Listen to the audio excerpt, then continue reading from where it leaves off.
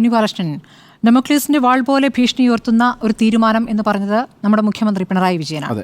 ഇന്ന് ആ യോഗത്തിൽ ഒരുമിച്ച് പ്രമേയം പാസ്സാക്കുകയും ചെയ്തിരിക്കുന്നു. ഒരു തീരുമാനങ്ങളിലേക്കും വന്നിട്ടുണ്ട്. അങ്ങനെ തലയ്ക്കുമീതെ വാളെന്ന രൂപത്തിൽ ആശങ്കപ്പെടേണ്ട ഒരു വിഷയമാണോ? നിശ്ചയമായും. നോക്കൂ, ഇന്നത്തെ യോഗത്തെ വളരെ ഗൗരവത്തോടു കൂടിയാണ് ഞാൻ കാണുന്നത്. ഇത് ഇന്ത്യയുടെ ഭാവി ചരിത്രത്തിലെ ഒരു സുപ്രധാനമായ അധ്യായമായി മാറും എന്ന് പോലും ഞാൻ വിചാരിക്കുന്നു. നോക്കൂ, 4 മുഖ്യമന്ത്രിമാരാണ് ഇന്നത്തെ യോഗത്തിൽ പങ്കെടുത്തത്, അല്ലേ? പിണറായി വിജയൻ, MK സ്റ്റാലിൻ, ഭഗവന്ത് സിംഗ് മാൻ, രേവന്ത് റെഡ്ഡി. 4 സംസ്ഥാനങ്ങളുടെ മുഖ്യമന്ത്രിമാർ പങ്കെടുക്കുന്നു. കർണാടകയിൽ നിന്നും ഉപമുഖ്യമന്ത്രിയായിട്ടുള്ള DK ശിവകുമാർ പങ്കെടുക്കുന്നു. ശിരോമണി അകാലിദളിൻ്റെ പ്രതിനിധികൾ പങ്കെടുക്കുന്നു.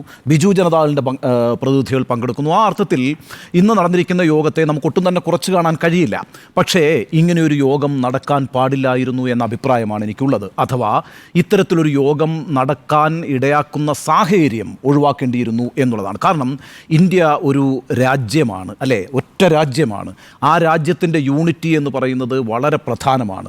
അതിലൊരു വിള്ളലും സംഭവിച്ചുകൂടാ എന്നുള്ളതാണ് ഏറ്റവും പ്രധാനപ്പെട്ട കാര്യം. ഇന്ന് പക്ഷേ സംഭവിച്ചിരിക്കുന്നത് ചില ആശങ്കകൾ മുന്നോട്ട് വയ്ക്കാനാണെങ്കിൽ കൂടിയും ഒരു ഡിവൈഡ് സംഭവിക്കുന്നു എന്നുള്ളതാണ്. അതൊട്ടും തന്നെ അഭികാമ്യമായ കാര്യമല്ല എന്നാണ് എനിക്ക് ആദ്യം തന്നെ പറയാനുള്ളത്. നോക്കൂ, 1947 ഓഗസ്റ്റ് 15 ഇന്ത്യ സ്വതന്ത്രമാകുമ്പോൾ അന്ന് ലോകത്തെ പല നേതാക്കളും പറഞ്ഞിരുന്നൊരു കാര്യം എന്താണെന്നറിയാമോ? താമസം വിന ഇന്ത്യ ഡിസിൻറ്റഗ്രേറ്റ് ചെയ്യുമെന്നാണ്, ഛിന്ന ഭിന്നമായി പോകുമെന്നാണ് പറഞ്ഞത്. അത് വിൻസ്റ്റൺ ചർച്ചിൽ മുതൽ ഇങ്ങോട്ടുള്ള പല നേതാക്കളും പറഞ്ഞിട്ടുണ്ട്. ചില ഉദാഹരണങ്ങൾ തന്നെയുണ്ട്. ഒരു സ്കോട്ടിഷ് പൗരനും ഒരു ഇറ്റാലിയനും പൗരനും തമ്മിൽ എത്രത്തോളം വ്യത്യാസമുണ്ടോ അത്രയും വ്യത്യാസം ഒരു പഞ്ചാബിയും മദ്രാസിയും തമ്മിലുണ്ട്. അതുകൊണ്ട് ഈ രാജ്യത്തിന് ഒരുമിച്ച് നിൽക്കാൻ കഴിയുകയില്ല എന്നാണ് പല പ്രധാനപ്പെട്ട ലോക നേതാക്കളും പറഞ്ഞത്. നമ്മളെ സ്വാതന്ത്ര്യത്തിൻ്റെ 75 വർഷം ആഘോഷിച്ചു കഴിഞ്ഞിരിക്കുന്നു. 75 വർഷം ഈ രാജ്യം പിന്നിട്ടിരിക്കുന്നു എന്ന് മാത്രവുമല്ല, നമ്മുടെ രാജ്യത്ത് നിന്ന് ഒരു സംസ്ഥാനം പോലും പിരിഞ്ഞു പോയിട്ടുമില്ല. ഇടക്കാലത്ത് പഞ്ചാബിലുണ്ടായ ഖാലിസ്ഥാൻ വാദം ഒഴിച്ചാൽ ബാക്കി ഒരു ഒരു തരത്തിലുള്ള ഒരു ഡിസിൻറ്റഗ്രേഷൻ ടെൻഡൻസിയും കാണിക്കാത്ത ഒരു രാജ്യമായിട്ടാണ് ഇന്ത്യ ഈ 75 വർഷവും നിന്നിട്ടുള്ളത്. നിങ്ങളൊരു ഉദാഹരണം നോക്കിയോ, ലോകത്തിലെ ഏറ്റവും പ്രധാനപ്പെട്ട ഒരു ശക്തിയായിരുന്നല്ലോ സോവിയറ്റ് യൂണിയൻ. 1992 സോവിയറ്റ് യൂണിയൻ എന്ന് പറഞ്ഞ രാജ്യമില്ലാതെയായി. ഒരു രാജ്യം നമ്മുടെ കൺമുമ്പിലില്ലാതെയായി, അതും ലോകത്തിലെ ഏറ്റവും പ്രധാനപ്പെട്ട ഒരു രാജ്യം. പക്ഷേ ഇന്ത്യ ഒരുമിച്ച് നിന്നു എന്നുള്ളതാണ്. അതിൻ്റെ കാരണം എന്താണ്? ഇന്ത്യ ഒരു ഫെഡറൽ തത്വത്തിലൂന്നിയുള്ള രാഷ്ട്രമാണ് എന്നുള്ളതാണ്. നമുക്ക് 22 ഭാഷകളുണ്ട് ഔദ്യോഗികമായി റെക്കഗ്നൈസ് ചെയ്തിട്ടുള്ള ഭാഷ. ഒരൊറ്റ ഭാഷ സംസാരിക്കുന്ന രാജ്യമേ അല്ല നമ്മൾ 22ഓളം ഭാഷകളെ ഔദ്യോഗികമായി റെക്കഗ്നൈസ് ചെയ്തു എന്ന് പറഞ്ഞാൽ അതിൻ്റെ അർത്ഥം എന്താണ്? ഈ 22 ഭാഷകൾക്കും നമ്മൾ തുല്യ പ്രാധാന്യം നൽകി എന്നുള്ളതാണ്. അപ്പോൾ ആ രീതിയിൽ എല്ലാ വിഭാഗങ്ങൾക്കും ഒന്നിച്ചു നിൽക്കാൻ കഴിയുകയും അപ്പോൾ തന്നെ അവരുടെ തനതായിട്ടുള്ള വ്യക്തിത്വവും സ്വത്വവുമൊക്കെ ഉയർത്തിപ്പിടിക്കാൻ കഴിയുകയും ചെയ്യുന്ന വിധത്തിലാണ് നമ്മളൊരു ഫെഡറൽ പ്രിൻസിപ്പിൾ ഉണ്ടാക്കിയിരിക്കുന്നത്. പാർട്ടീഷൻ്റെ സമയത്താണ്, ഇന്ത്യയും പാകിസ്ഥാനുമായി വിഭജിക്കപ്പെട്ടിരിക്കുന്ന സമയത്താണ് കോൺസ്റ്റിറ്റ്യൂവൻ്റ് അസംബ്ലി കൂടുന്നത്.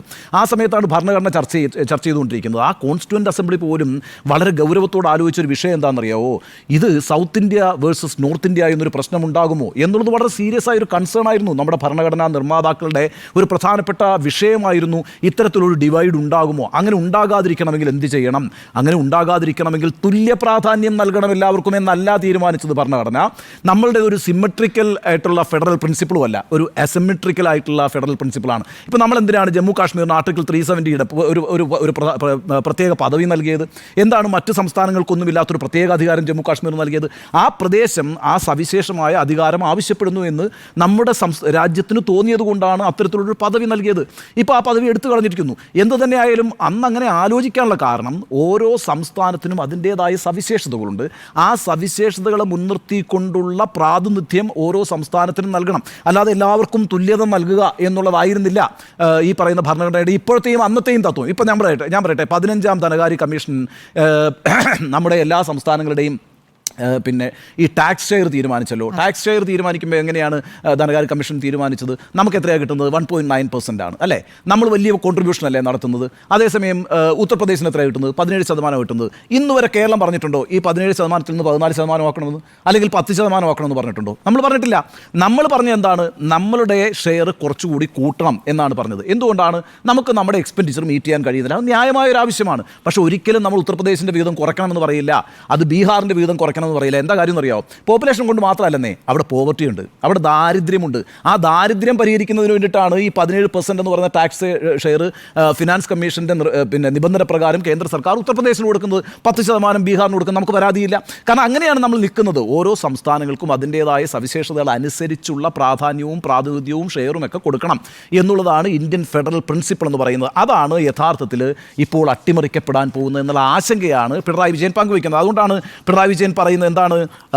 ഈ പറയുന്ന ഡീലിമിറ്റേഷൻ എന്ന് പറയുന്നത് തലയുടെ മുകളിൽ തൂങ്ങിക്കിടക്കുന്ന ഒരു വാളാണ് എന്ന് പറയുന്നത്. അതിൻ്റെ കാര്യം എന്താണെന്ന് വെച്ചാൽ ഇന്നിപ്പോൾ 543 സീറ്റുകളാണ് നമ്മുടെ രാജ്യത്തുള്ളത്, നമ്മുടെ പാർലമെൻറ്റിലുള്ളത്. 1976 നമ്മൾ അങ്ങനെ ഒരു ക്യാപ്പ് തീരുമാനിച്ചു. എന്തിനാണ് അങ്ങനെ ഒരു ക്യാപ്പ് തീരുമാനിക്കുന്നത്? നമുക്ക് നമ്മൾ ഫാമിലി പ്ലാനിങ്ങിനും അതുപോലെ തന്നെ പോപ്പുലേഷൻ കൺട്രോളിനും വലിയ പ്രാധാന്യം കൊടുത്തു. ആ പ്രാധാന്യത്തിൻ്റെ അടിസ്ഥാനത്തിൽ ഓരോ സംസ്ഥാനങ്ങളും അവരുടെ ജനസംഖ്യാ വർധന കുറച്ചു കൊണ്ടുവരണം, അതിൻ്റെ തോത് കുറച്ചു കൊണ്ടുവരണം. ഇതായിരുന്നു വളരെ പ്രധാനപ്പെട്ട കാര്യം. ജനസംഖ്യ വർദ്ധിക്കുന്നതിനനുസരിച്ച് ലോക്സഭയിൽ അവരുടെ ഓരോ സംസ്ഥാനത്തിൻ്റെയും സീറ്റുകൾ വർദ്ധിപ്പിച്ചു നൽകാൻ കഴിയില്ല. അങ്ങനെ അതുകൊണ്ടാണ് അത്തരത്തിലൊരു ക്യാപ്പ് തീരുമാനിച്ചുകൊണ്ട് 1976 അങ്ങനെ ഒരു തീരുമാനം ഇന്ദിരാഗാന്ധിയുടെ സർക്കാർ എടുക്കുന്നത്.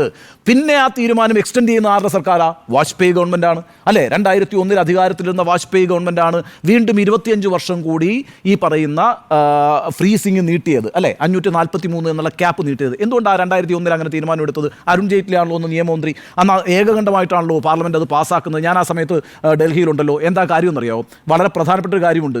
അന്ന് ആ സർക്കാരിനെ പിന്തുണച്ചിരുന്നത് ആരൊക്കെയാണെന്നറിയാമോ? തമിഴ്നാട്ടിൽ നിന്ന് DMK, ചെറിയ കാര്യമല്ല. പഞ്ചാബിൽ നിന്ന് ശിരോമണി അകാലിദൾ, ഒട്ടും ചെറിയ കാര്യമല്ല. ബിജു ജനതാദൾ ഒഡീഷയിൽ നിന്ന്. ഇവരുടെയൊക്കെ പിന്തുണയില്ലാതെ അന്ന് വാജ്പേയി സർക്കാരിന് മുന്നോട്ട് പോകാൻ കഴിയില്ല. വാജ്പേയി സർക്കാരിന് യഥാർത്ഥത്തിൽ ഈ 543 എന്ന ക്യാപ്പ് എടുത്ത് മാറ്റാനുള്ള ഒരു തീരുമാനവും ഉണ്ടായിരുന്നില്ല. തീരുമാനം ഉണ്ടാവുമായിരുന്നെങ്കിൽ അവരെങ്ങനെ പ്രവർത്തിക്കുമായിരുന്നു എന്ന് എനിക്കറിയില്ല.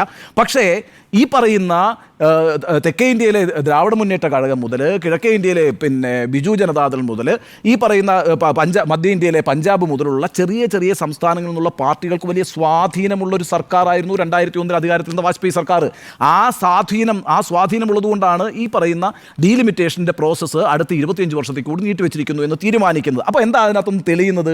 ഓരോ സംസ്ഥാനങ്ങൾക്കും കേന്ദ്ര അധികാരത്തിൽ അവരുടേതായ പങ്കാളിത്തം ഉണ്ടാകുമ്പോൾ അവർക്ക് അവരുടേതായ അഭിപ്രായങ്ങൾ പറഞ്ഞ് അവരുടെ സ്വാധീനം ഉപയോഗിച്ചുകൊണ്ട് ആ സംസ്ഥാനത്തിൻ്റെ താല്പര്യങ്ങളെ കൂടി മുന്നോട്ട് കൊണ്ടുവരാൻ കഴിയുന്നു, ഉയർത്തിപ്പിടിക്കാൻ കഴിയുന്നു എന്നുള്ളതാണ്. ഇതാണ് നമ്മുടെ ഫെഡറൽ തത്വം എന്ന് പറയുന്നത്. ഈ തത്വം ലംഘിക്കപ്പെടാൻ പോവുകയാണ് ഈ ഡീലിമിറ്റേഷൻ 2026 നടത്തിയാൽ. എങ്ങനെയാണ് വരുന്നത്? ഇപ്പം നമ്മൾ പറയുന്നൊരു കാര്യമുണ്ട്.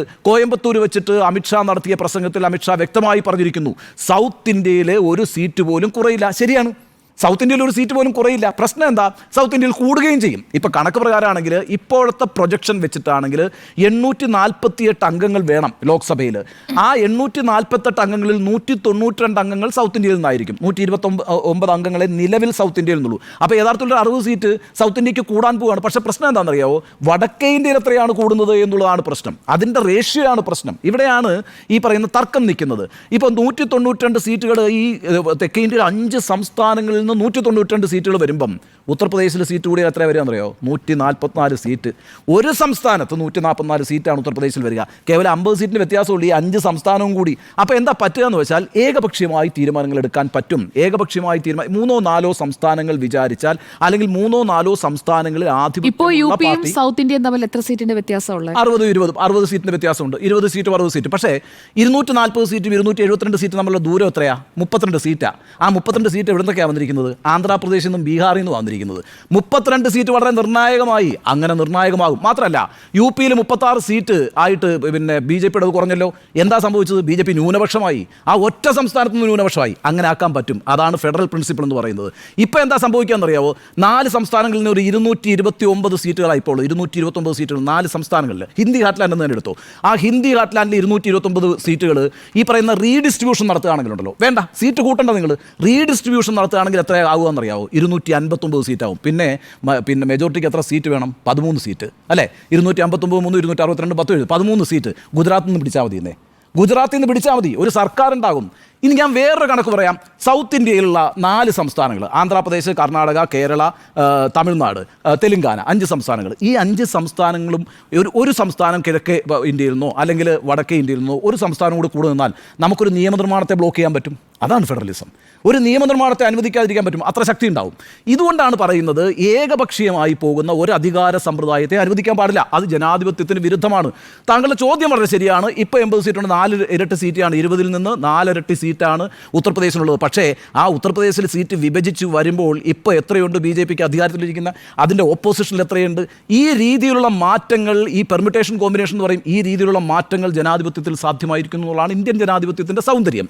അതേസമയം 144 സീറ്റ് ഉത്തർപ്രദേശിൽ വരുന്നു, 70 സീറ്റ് രാജസ്ഥാനിൽ വരുന്നു, 60 സീറ്റ് ബീഹാറിൽ വരുന്നു, അല്ലെങ്കിൽ 80 സീറ്റ് ബീഹാറിൽ വരുന്നു, അതുപോലെ മധ്യപ്രദേശിൽ 90 സീറ്റ് വരുന്നു. ഇങ്ങനൊരു കണക്കാണ് വരുന്നതെങ്കിൽ എന്താണ് സംഭവിക്കുക? അവിടെ അപ്പോൾ ഇന്ത്യ മുന്നണി മത്സരിക്കുന്നില്ല. ഇന്ത്യ മുന്നണി മത്സരിക്കുന്നുണ്ട്. കഴിഞ്ഞ പ്രാവശ്യം മത്സരിച്ചല്ലോ, തോറ്റമ്പിപ്പോയല്ലോ. പക്ഷേ അപ്പോഴും രാജ്യത്തിന് മനോഹരമായ പ്രതിപക്ഷമുണ്ടായി. ഒരു സംശയം വേണ്ട, രാജസ്ഥാനിലും ഉണ്ടാവും. മനോഹരമായ പ്രതിപക്ഷം ഉണ്ടാകുന്നതിൻ്റെ ഒരു കുഴപ്പം എന്താണെന്ന് പറഞ്ഞുതരാം. ഇപ്പോൾ നമുക്ക് കറക്റ്റാണ്, ഫൈസാബാദ് എന്ന് പറയുന്ന മണ്ഡലത്തിൽ കഴിഞ്ഞ പ്രാവശ്യം ജയിച്ചതാരാണ്? അയോധ്യ രാമക്ഷേത്രം നിൽക്കുന്ന മണ്ഡലത്തിൽ ജയിച്ചിട്ടുള്ളത് പിന്നെ അവധേഷ് പ്രസാദ് അല്ലേ, സമാജ്വാദി പാർട്ടിയുടെ ക്യാൻഡിഡേറ്റിൽ. ഈ എല്ലാ പറയുന്ന പിന്നെ വലിയ ആഘോഷങ്ങളപൂർവ്വം രാമക്ഷേത്രം ഉദ്ഘാടനം ചെയ്ത സ്ഥലത്ത് പോലും തോപ്പിക്കാൻ കഴിഞ്ഞിട്ടുണ്ട്, BJPയെ തോപ്പിക്കാൻ കഴിഞ്ഞിട്ടുണ്ട്. സംശയമൊന്നുമില്ല. അവിടെ ഈ പറഞ്ഞ കണക്ക് ഇനി സീറ്റ് കൂടിയാലും ഈ രീതിയിലൊക്കെയുള്ള മാറ്റങ്ങൾക്ക് സാധ്യത ഉണ്ടാകാം. പക്ഷേ പ്രശ്നം എന്താണെന്നറിയാവോ? ഒരു കനലൂതി കത്തിച്ചൊരു വലിയ തീയാക്കി മാറ്റിക്കഴിഞ്ഞാൽ പിന്നെ എങ്ങനെയാണ് ഈ രാജ്യം പ്രതികരിക്കുക എന്ന് പറയാൻ കഴിയില്ല. അതാണ് ഞാൻ പറഞ്ഞത്. വടക്കേ ഇന്ത്യക്ക് മാത്രമായിട്ടോ കിഴക്കേ ഇന്ത്യക്ക് മാത്രമായിട്ടോ തെക്കേ ഇന്ത്യക്ക് മാത്രമായിട്ടോ ഒന്നും തന്നെ തീരുമാനങ്ങൾ എടുക്കാൻ കഴിയുന്ന ഒരു സാഹചര്യം ഒരു ജനാധിപത്യ സംവിധാനത്തിൽ അഭിലഷണീയമല്ല. അത് തെക്കേ ഇന്ത്യക്കും വേണമെന്നേ. അതാണ് ഞാൻ പറയുന്നത്. തെക്കേ ഇന്ത്യക്ക് 500 സീറ്റ്, ബാക്കി 348 സീറ്റ് അപ്പുറത്ത്, അങ്ങനെ നമ്മൾ പറയുന്നില്ല. വേണ്ട, പാടില്ല. നമ്മൾ പറയുന്നത് ഓരോ പ്രദേശത്തിൻ്റെയും സവിശേഷത അനുസരിച്ച് ഞാനിപ്പോൾ ഒറ്റ കാര്യമേ പറയുന്നുള്ളൂ. എനിക്കിതിനകത്തൊരു അഭിപ്രായ വ്യത്യാസം, ഈ യോഗത്തിൻ്റെ കാര്യത്തിനകത്തൊരു അഭിപ്രായ വ്യത്യാസമുള്ള എന്താണെന്ന് വെച്ചാൽ, ഇവർ പറഞ്ഞുകൊണ്ടിരിക്കുന്നൊരു കാര്യം, നമ്മൾ പോപ്പുലേഷൻ കൺട്രോൾ നന്നായി ചെയ്തു, അതുകൊണ്ട് നമ്മൾ പീനലൈസ് ചെയ്യപ്പെടുന്നു. ആ വിഷയമേ അല്ല ഉന്നയിക്കേണ്ടത്. ആ വിഷയമൊന്നും അല്ല ഉന്നയിക്കേണ്ടത്. അതൊക്കെ വളരെ പെട്ടെന്ന് പിന്നെ എന്താ പറയുക, എതിർത്ത് തോപ്പിക്കാൻ പറ്റുന്ന വാദങ്ങളാണ്. രാജ്യത്തിൻ്റെ ഭരണഘടന ഉയർത്തിപ്പിടിക്കുന്ന ഒരു ഫെഡറൽ പ്രിൻസിപ്പിളുണ്ട്. ആ ഫെഡറൽ പ്രിൻസിപ്പിളിനെതിരാണിത്.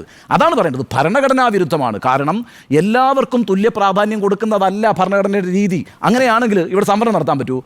എങ്ങനെയാണ് സംവരണം നടത്തുക? സംവരണം തെറ്റല്ലേ? കാരണം വെച്ചാൽ എല്ലാ മനുഷ്യരെയും തുല്യമായി ഭരണകൂടം കാണണം. നിങ്ങളുടെ ജാതിയുടെ അടിസ്ഥാനത്തിൽ നിങ്ങളെ കണ്ടുകൂടാ, നിങ്ങളുടെ വരുമാനത്തിൻ്റെ അടിസ്ഥാനത്തിൽ കണ്ടുകൂടാ, നിങ്ങളെല്ലാവരും തുല്യരായി കാണണം. അങ്ങനെയാണെങ്കിൽ ഇപ്പോൾ ഈ പറയുന്ന 15ാം ധനകാര്യ കമ്മീഷൻ്റെ പിന്നെ അലോക്കേഷൻ ഉണ്ടല്ലോ, ഈ അലോക്കേഷൻ എന്ന് പറയുന്നത് എല്ലാ സംസ്ഥാനങ്ങൾക്കും തുല്യമായി കൊടുക്കണ്ടേ? നമ്മളതിനെ അംഗീകരിക്കുന്നില്ലല്ലോ. നിങ്ങൾ തുല്യമായി കൊടുക്കണ്ട, നിങ്ങൾ തുല്യമായിട്ട് ഇങ്ങോട്ടും തരണ്ട. ഇങ്ങനെയുള്ള നിലപാട് നമ്മൾ എടുക്കുന്നത് എന്തുകൊണ്ടാണ്?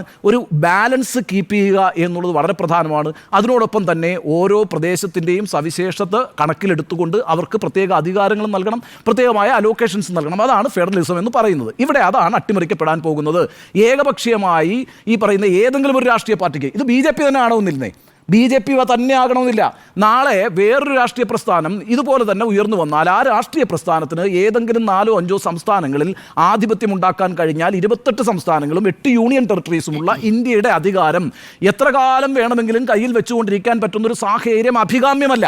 ആ പ്രശ്നമാണ് നമ്മൾ ഉയർത്തിപ്പിടിക്കേണ്ടത്. അത് പാർലമെൻ്ററി ജനാധിപത്യത്തിൽ വിശ്വസിക്കുന്ന എല്ലാവരും ഉയർത്തിപ്പിടിക്കണം. അത് south India versus north India എന്നുള്ളൊരു പ്രശ്നം മാത്രമല്ല. സൗത്ത് ഇന്ത്യ തീരെ അപ്രസക്തമായി പോകുന്ന കാര്യത്തിലൊരു സംശയം. 192 സീറ്റാണ്, പിന്നെ അങ്ങോട്ട് പോയിട്ട് ഒരു കാര്യമില്ല. കേരളത്തിൽ ഇലക്ഷൻ നടക്കുന്നുണ്ടെന്ന് പോലും ഇന്ത്യ അറിയത്തില്ല. 20 സീറ്റ് ഇലക്ഷൻ നടക്കുന്ന ഒരു സംസ്ഥാനം, 848 സീറ്റിൽ ഇലക്ഷൻ നടന്നുകൊണ്ടിരിക്കുമ്പം ഈ 20 സീറ്റിൽ കേരളത്തിൽ നടക്കുന്ന തെരഞ്ഞെടുപ്പിനെ കുറിച്ച് ഇന്ത്യൻ പ്രധാനമന്ത്രി പോലും പ്രചാരണത്തിന് വരത്തില്ല. ഒരു രാഷ്ട്രീയ നേതാക്കളും പ്രചാരണത്തിന് വരത്തില്ല. അത്ര തുച്ഛമാണല്ലോ ഈ 20 സീറ്റ്സ് എന്നൊക്കെ പറയുന്നത്. അതേസമയം 543 20 അത്ര അങ്ങനെ അല്ല. അത് വളരെ പ്രധാനമാണ്. ഇതാണ് പ്രശ്നം. ഈ പ്രശ്നം വളരെ ഇത് രാഷ്ട്രീയത്തിനൊക്കെ അപ്പുറത്ത് ജനാധിപത്യ ബോധമുള്ള എല്ലാവരും ഒന്ന് ആലോചിക്കേണ്ട കാര്യമാണ്. ജനാധിപത്യം പുലരണമെങ്കിൽ ഈ പറയുന്ന ഫെഡറലിസം പുലരണം. ഫെഡറലിസം പുലരുന്നതിലൂടെ മാത്രമേ ജനാധിപത്യവും നമ്മുടെ സ്വത്വവും ഒക്കെ പുലരുകയുള്ളൂ. അതിന് തടസ്സം നിൽക്കുന്ന ഏത് നിയമനിർമ്മാണത്തെയും നാം അതിനൊക്കെ ഉയർന്ന ജനാധിപത്യ ബോധത്തിൽ നിന്നുകൊണ്ട് കാര്യങ്ങൾ കണ്ടുകൊണ്ട് വേണം ഇത്തരം വിഷയങ്ങളെ പരിശോധിക്കാൻ. അതുകൊണ്ട് ഇപ്പോൾ നടക്കുന്ന ഈ നീക്കമുണ്ടല്ലോ, ഈ ഡീലിമിറ്റേഷൻ എന്ന് പറയുന്നത്, അമിത്ഷാ ഈ പറയുന്ന കാര്യം വളരെ ശരിയാണ്. ഒരു സീറ്റ് പോലും സൗത്ത് ഇന്ത്യക്ക് കുറയാൻ പോകുന്നില്ല, കൂടാനേ പോകുന്നുള്ളൂ. പക്ഷേ 3 ഇരട്ടി സീറ്റുകളാണ് വടക്കേ ഇന്ത്യയിൽ കൂടാൻ പോകുന്നത്. അതൊരു അസന്തുലിതാവസ്ഥയുണ്ടാക്കും. വടക്കേ ഇന്ത്യയിൽ ആർക്കാണ് ആധിപത്യം? അവർ തെക്കേ ഇന്ത്യയെ പരിഗണിക്കുക പോലും ചെയ്യാതെ നല്ല മനോഹരമായി അവർക്ക് ഭരിച്ചുകൊണ്ടിരിക്കാൻ പറ്റും. അത്തരം സാഹചര്യം അനുവദിക്കാൻ കഴിയില്ല. അത് മനസ്സിലാക്കുന്നത് കൊണ്ടാണ് ഇന്ന് ചെറിയ കാര്യമാണോ രാജ്യത്തെ 4 മുഖ്യമന്ത്രിമാരും ഒരു ഉപമുഖ്യമന്ത്രിയും യോഗം ചേരുക എന്ന് പറഞ്ഞാൽ അതൊരു ചെറിയ കാര്യമല്ല. അതുകൊണ്ടാണ് ഞാൻ പറഞ്ഞത് ഇത് ഇന്ത്യയുടെ ഭാവി ജനാധിപത്യ ചരിത്രത്തിൽ ഒരു പ്രധാനപ്പെട്ട ദിവസമായി മാറാൻ പോകുന്നു, ഒരു പ്രധാനപ്പെട്ട അധ്യായമായി മാറാൻ പോകുന്നു. ഈ യോഗം നടന്നത് വളരെ ഗൗരവത്തോടുകൂടി ഞാൻ കാണുന്നു. എന്നാൽ ഈ യോഗം നടക്കേണ്ട ഒരു സാഹചര്യം ഉണ്ടായത് അങ്ങേയറ്റം അനഭിലഷണീയമാണ് എന്നുമാണ് എൻ്റെ വിലയിരുത്തൽ.